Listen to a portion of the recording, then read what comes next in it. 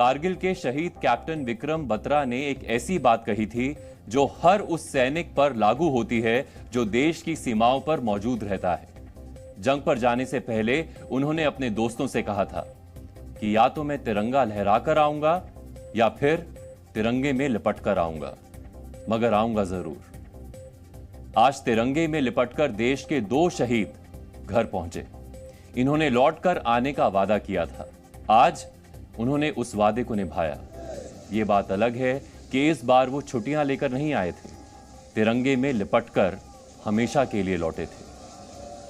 अब की बार वो वापस भी नहीं जाएंगे, वो यहीं रहेंगे अपने परिवार के दिलों में खूबसूरत यादें बनकर। अनंतनाग में आतंकवादियों के साथ चल रहे एनकाउंटर में भारत अब तक अपने 4 जवान खो चुका है। 13 सितंबर को एनकाउंटर के दौरान भारतीय सेना की 19वीं राष्ट्रीय राइफल्स के commanding officer colonel Manpreet Singh, major Ashish Dhonchak और जम्मू कश्मीर पुलिस के डीएसपी हुमायूं भट्ट को खो दिया था। आज एक और घायल जवान को हमने खो दिया है। यह एनकाउंटर अब भी जारी है। आज कर्नल मनप्रीत सिंह और मेजर आशीष धोचक को उनके घर पर अंतिम विदाई दी गई। शहीदों के शव जब आज उनके घर पहुंचे तो सूख चुके आंसू एक बार फिर धारा प्रवाह बहने लगे। अंतिम विदाई के वक्त शहीदों को आखिरी सलामी देने के लिए सैकड़ों लोग पहुंचे थे।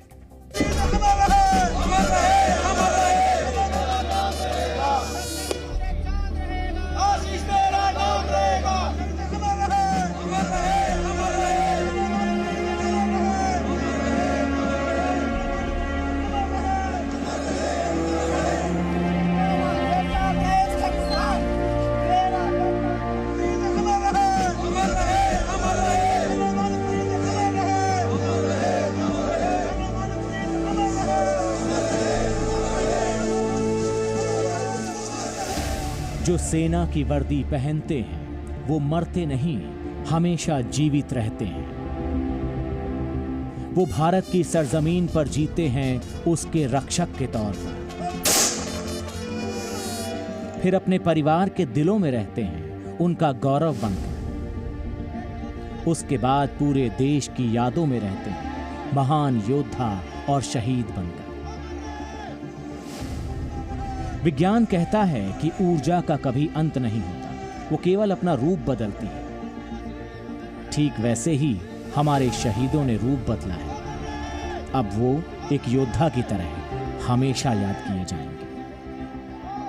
कहते हैं कि किसी ने अपने जीवन में क्या हासिल किया है ये तब पता चलता है जब उसका निधन हो जाता है। हमारे देश के जवान हमारे लिए क्या हैं?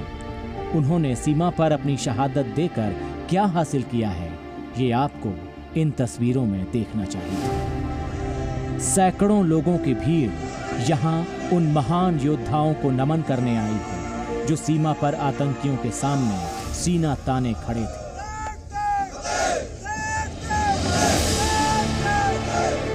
ये वही योद्धा हैं जिनकी वजह से हम यहाँ अपनी आम जिंदगियों में सुरक्षित भारत का सुख भोगते हैं। हमें ये चिंता करने की जरूरत नहीं होती कि देश के दुश्मन कब क्या करें।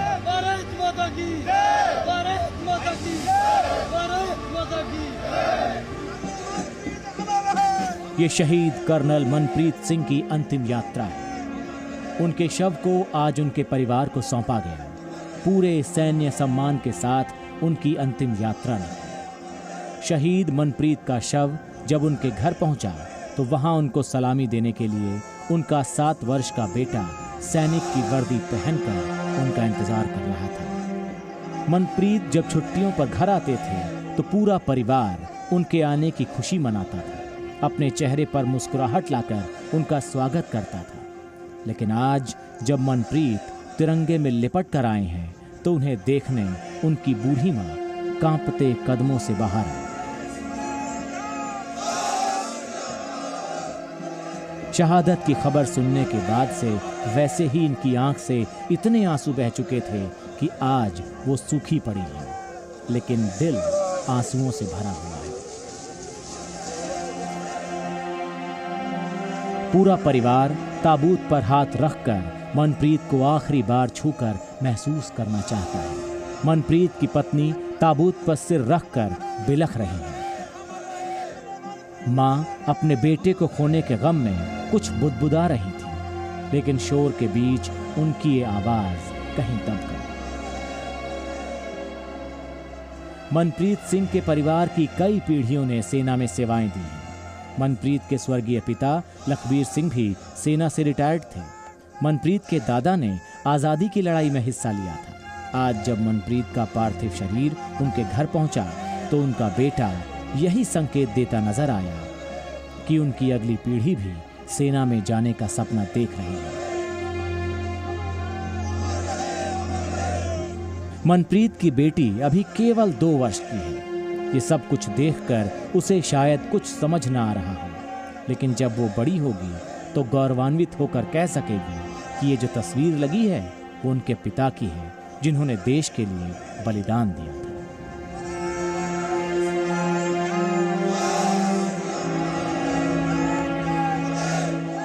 It's a very sad occasion, and both the officers, Manpreet and Ashish, they were from my regiment only, and it's a big loss to the regiment and to the army.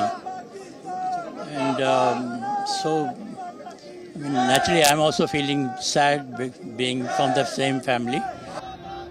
आज अनंतनाग हमले में शहीद हुए मेजर आशीष का पार्थिव शरीर भी उनके परिवार को सौंपा गया। सुबह उनके शव को आशीष के उस घर पर लाया गया जिसको वो पिछले 2 वर्षों से बनवा रहे थे। आशीष के जन्मदिन पर इस नए घर में गृह प्रवेश की पूरी तैयारी कर ली गई थी, लेकिन उससे पहले ही ये हो गया।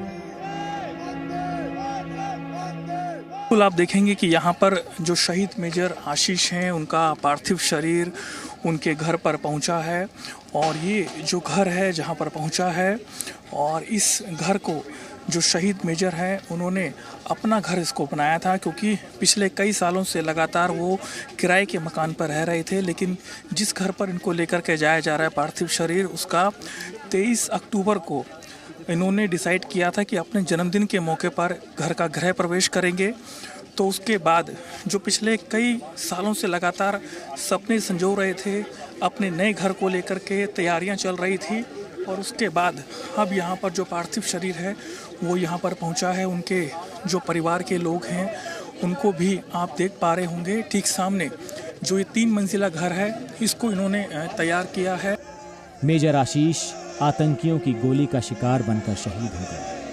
पूरे सैन्य सम्मान के साथ आज उनके पार्थिव शरीर को पानीपत के TDI सिटी में लेकर आया गया। आशीष के पिता रिटायरमेंट के बाद किराए के घर में रहते थे। आशीष ने अपने परिवार के लिए ही ये नया घर बनवाया था, लेकिन अफसोस उस घर में वो आए भी तो तिरंगे में लिपट गए। मेजर आशीष का अंतिम संस्कार उनके पैतृक घर में होना था, जो यहाँ से करीब 14 किलोमीटर दूर था। लेकिन ये अंतिम यात्रा किसी शहीद को मिले एक बड़े सम्मान के तौर पर याद रखी जाएगी। मेजर आशीष की अंतिम यात्रा में करीब 10,000 लोग शामिल हुए थे। एक रैली की तरह ये अंतिम यात्रा निकाली गई थी। पूरे रास्ते लोगों ने शहीद मेजर के पार्थिव शरीर पर फूल बरसाकर उन्हें अंतिम विदाई दी। जो तमाम गांव के लोग हैं, जो उनके चाहने वाले हैं, वो सब यहाँ पर पहुँचे हैं, और शहीद मेजर आशीष अमर रहे ये नारे यहाँ पर लग रहे हैं। और इसी के साथ यहाँ पर आप देखेंगे कि ये जो सेना का ट्रक है, इसको सजाया गया है। इस यात्रा की सबसे मार्मिक तस्वीर मेजर आशीष की मां से जुड़ी हुई है। मनप्रीत की मां पूरे रास्ते हाथ जोड़े हुए नजर आई। वो रोना चाहती थी, लेकिन वो जानती थी कि जिस दिन आशीष ने सेना की वर्दी पहनी थी, उसी दिन वो मां से ज्यादा भारत मां से प्यार करने लगा था। वो जानती थी कि दुश्मनों से टकराते समय वो भारत मां की सुरक्षा से समझौता नहीं करेगा। आज वही मां अपने बेटे को खोने के गम में दुखी है, लेकिन शहादत पर गौरवान्वित भी। मैं ना रोकूं, फूफा को ना रोकूं, कोई रोई। मैं भी रोंगी जाकर, मैं भी रोंगी जाकर, मैं भी तो सच में कमा रही हूँ। मेरा भी तो बेटा था, मैं सब छोड़ी, मेरा बेटा अच्छा करता है, इसका विदाई करता हूँ। मेजर आशीष की मां और पत्नी की ये तस्वीरें भी आज बहुत से लोगों को रुला रही हैं। अंतिम यात्रा में पूरे रास्ते मेजर आशीष की बेसुध पत्नी की आंखों से आंसू बहना रुका नहीं और मां पूरे रास्ते उनकी शहादत को नमन करती रही। मेजर आशीष के अंतिम संस्कार के आखिरी चरण में उनकी मां ने एक बार फिर देश को याद दिलाया कि उन्होंने क्या खोया है और क्यों खोया है।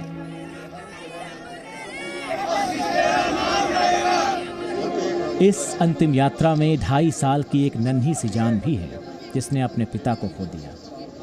बाल मन शायद जल्दी से ये भूल जाए कि ये सब क्या चल रहा है, लेकिन जब ये बड़ी होगी, समझदार बनेगी, तब समझेगी कि मेजर आशीष ने शहादत क्यों दी थी।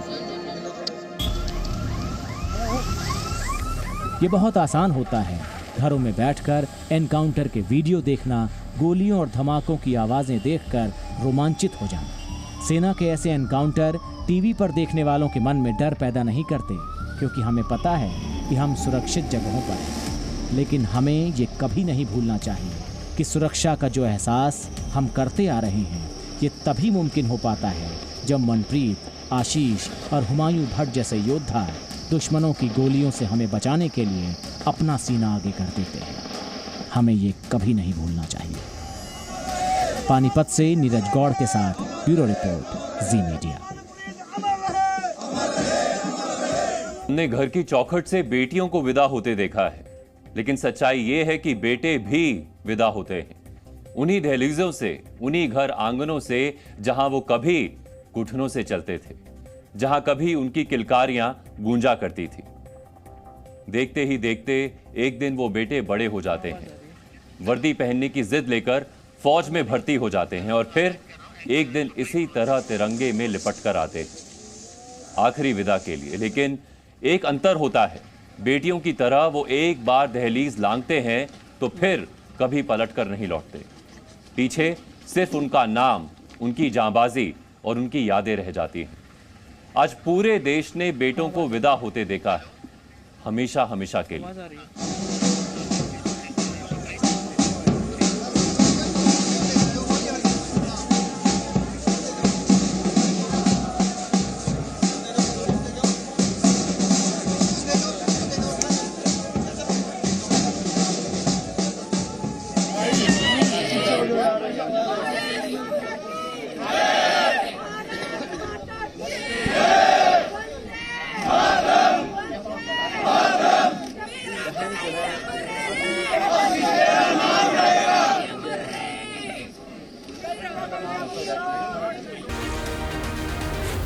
Z News.